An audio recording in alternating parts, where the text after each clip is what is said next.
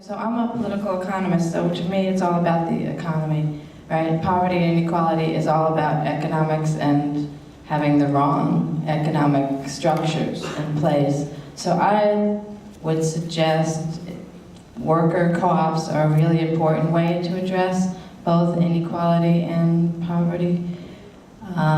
For those of you who don't know what a worker cooperative is, it is a small business that's owned by the employees.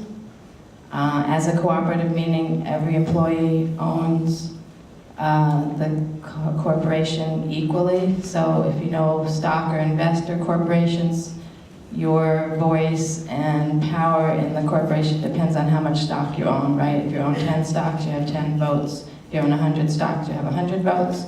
For a worker co-op, it doesn't matter how much you might have invested in the corporation, and usually you can't invest more than have one stock, but everybody has one vote, so one member, one vote.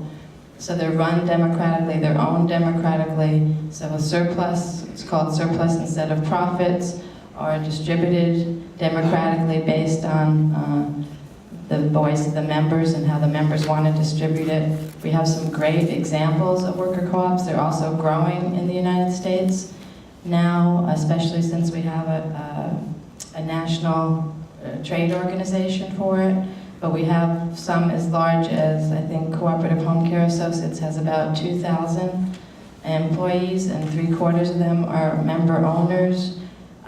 We have Equal Exchange in Massachusetts, which has about 200 owner members. Rainbow Grocery in San Francisco, about 200 members, and then you've got lots smaller ones. Mandela Foods in Oakland has only 8 employee owners. Something Threads, which is a t-shirt maker. What are they? Common Threads, Cooperative Threads. Sorry, I'm really bad with names. They have about 10 employee owners, so you see that they spill the gamut, but the notion there is the triple bottom line. Workers really decide the work rules, decide their own wages, whether they get vacations. Often they partner with a union, and so then the union helps them to get other benefits like health care.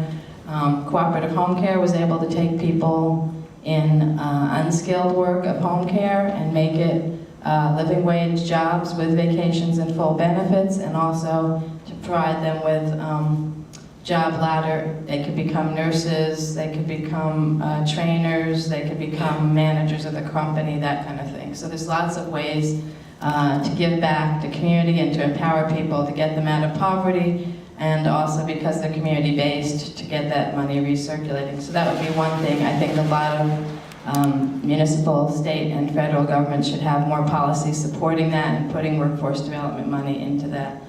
And the second one, I think actually I would still stick with co-ops, would be health co-ops. I think with the health problems we have now, that we need to do, we need to take the profit out of health insurance and health services.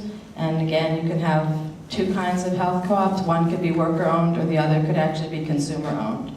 And I think I probably overstepped my time, but consumer-owned means the people who use the services actually own it, and so they get to decide on the policies and the projects and how the company operates, but the same principles of democratic ownership, participation, shared surplus, that kind of thing.